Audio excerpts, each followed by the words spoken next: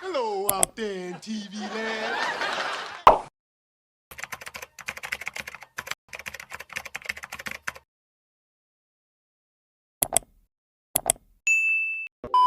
When you think of the term video vixen, rightfully so, women like Melissa Ford, Corinne Steffens, Lanisha Cole, and many more come to mind. There was a point in time when being a video vixen was truly an art form, and it was all because of them. I would never take it away from the girls. That's their territory. But when I received my degree in Fineology from the prestigious institute we all know and love as ICDC College, I say ICDC.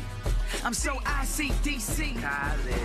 I made a promise to myself that I would always dig deep and shine light on the topics that aren't discussed that much. Today, I wanted to step into the lab and talk about what I've decided to call video bros. I went back and forth with myself trying to figure out what does one call a male video vixen, and video bros just seemed like the right fit. To me, a video bro is a man who appeared in a music video dropped by a female artist solely with the purpose of being the physical embodiment of the song, like a video vixen. These men weren't featured on the song, they didn't write the song, they had nothing to do with the production. They were just there to be a video bro. And throughout music history, tons of male celebrities that we know and love have been video bros. Let's get into it. To really get into this topic, it's important to travel to the mind of Alicia Keys first. Alicia is widely known to the world as a gifted singer, songwriter, and actress, but as a finologist, I've always appreciated her talent for knowing the art of a good video bro. She gave us some of the most pivotal moments in video bro history, and this form of art would be nothing without her. In 2003, Alicia dropped the visual art for her song You Don't Know My Name,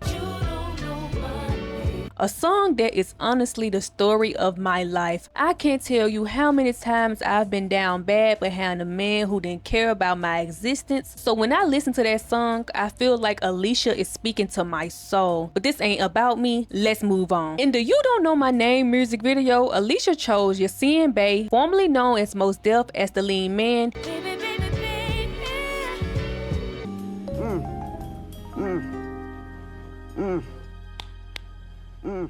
I think it was a wonderful decision. I can't think of anybody who would have been better. So right along with legendary rapper Yasin Bey, formerly known as Mos Def, could also add video bro to his resume. Next, in 2004, Alicia gave us the video for a song titled If I Ain't Got You. And with lyrics like some people want it all, I don't want nothing at all if it ain't you, baby. If I ain't got you, baby. Some people want diamond rings, some just want everything, but everything means nothing if I ain't got you.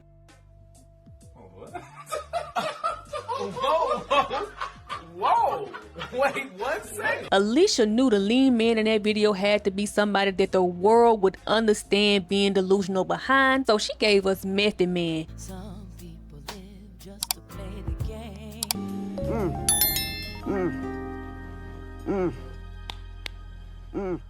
Method Man, who's known to the world for being fine as fuck. I beg your pardon.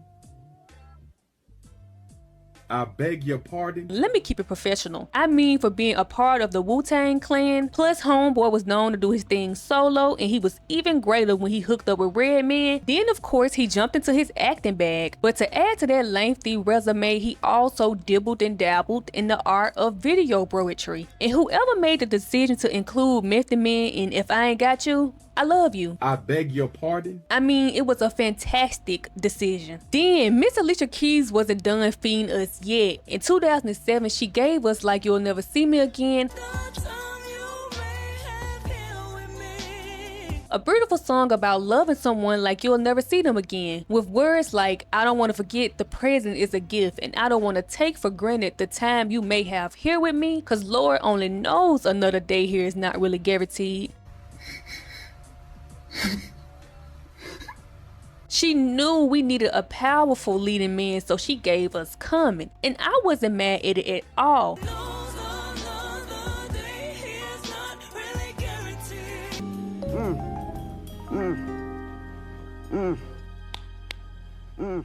To the world, Common is known as a gifted rapper and actor, but thanks to Alicia, Mr. Common also had a huge part in Video Bro history, and I appreciate him for that. But sad note, although Alicia used Common to embody her words in the video for Like You'll Never See Me Again, the song was actually written about the love she felt for her grandmother. A lot of people thought that it's about a love of a boyfriend, a man, but this was really about my love for her. That has nothing to do with the topic, but I had to bring it up because it's very touching. Lastly, before I leave the man of Alicia Keys, it would be insane for me not to mention what was done with Unthinkable.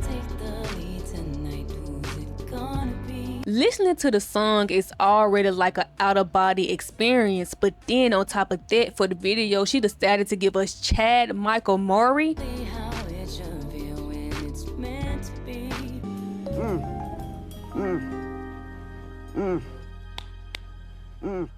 Now, I know Chad is mainly known for One Tree Hill, but I would be lying if I said that's how I know him. I've never seen an episode of that a day in my life. I don't even know what it's about. I know Chad from Freaky Friday, A Cinderella Story, and personally as a Fineologist for physically being top tier when it comes to Caucasian men. In the Unthinkable video, Chad got his ass whooped in like 5 different decades for Alicia. I love what he has done for Video Bro history. It will never be forgotten. Next, I have to travel to the mind of Erykah Badu because just like Alicia, she knew the art and importance of a good video bro. And because of that, she gave us not one of the best, but the best moment in Video Bro history. In 1997, she dropped the video for a song called Next Lifetime that's basically about meeting someone while you're already in a relationship and hoping to meet that other person that you felt a connection with in the next lifetime.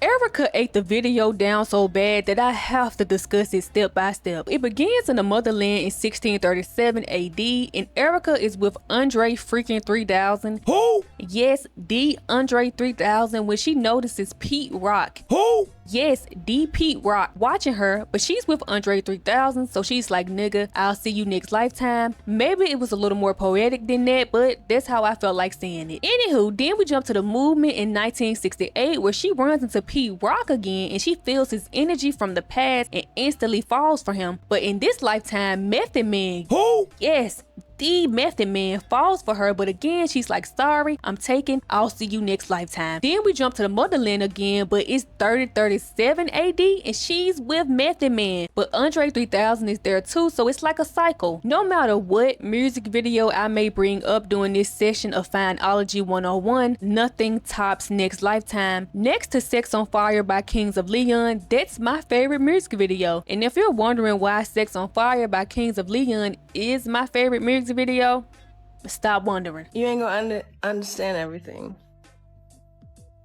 And everything ain't meant for you to understand. Then that same year, Erykah gave birth to one of my favorite forms of video broetry. What man better than my man? This happens when a female artist decides that the best fit for her video is her man. In Erykah's Other Side of the Game video, she had Andre 3000 as the lead man. Don't have education.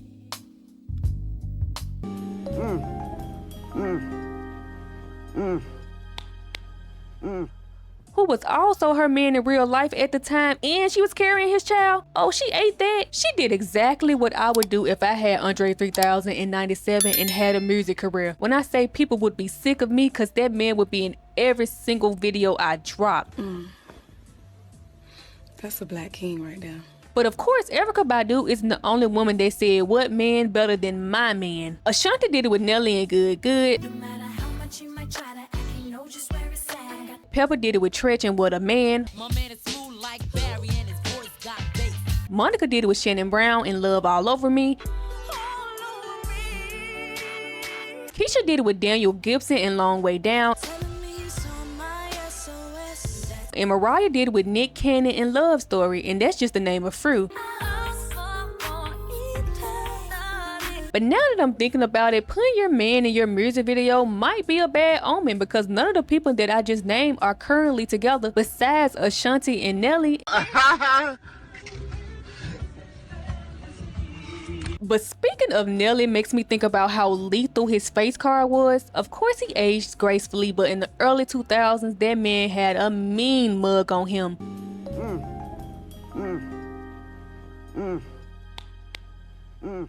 Which leads me to another one of my favorite forms of video broetry, the face-off. This is when I feel like certain men were casted in videos because they needed someone as equally fine as the female artist. And when you put two insanely fine people together, of course they're gonna try to outmug each other, because Beyonce was definitely fighting for her life against Michael Ealy in Halo. She won, but he was on her neck. The same for Janet Jackson and Gary Dornan in the Again video. They were obviously trying to eat each other up, and I would say they were about neck and neck. Then you got Doja Cat and Kofi Siriboe in the Streets video. Doja was scratching and crawling to stay on top in that video against Kofi. And don't get me started on Toni Braxton and Tyson Beckford in Unbreak My Heart. Oh, they were at war. Next up, I have the men who really didn't fit into any particular category, but I wouldn't feel right leaving them out because they definitely did their part in video bro history. Tupac Shakur, who was in Salt and Pepper's What a Man video also.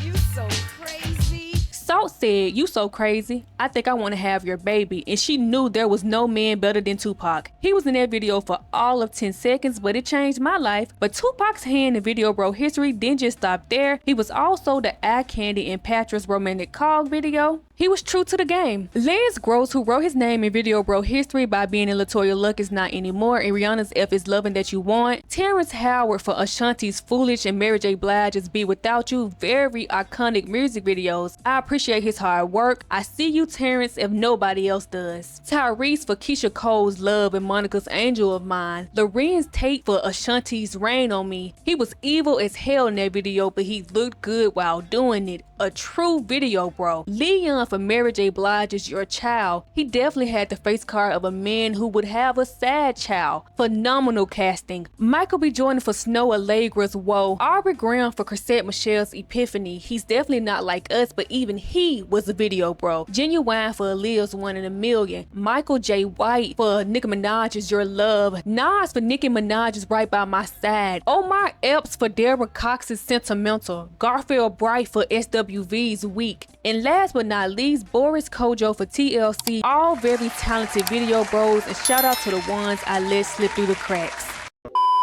I just wanted to shine a little light on the history of video bros because I feel like it's an art form that isn't talked about that much. And I wanted to say that I don't understand why video vixens got such a bad rep when men have literally and still are video vixens too. It's a very respectable form of art, and as a fineologist, I really appreciate it. But I digress. As a fineologist, I was just here to do what I was born to do.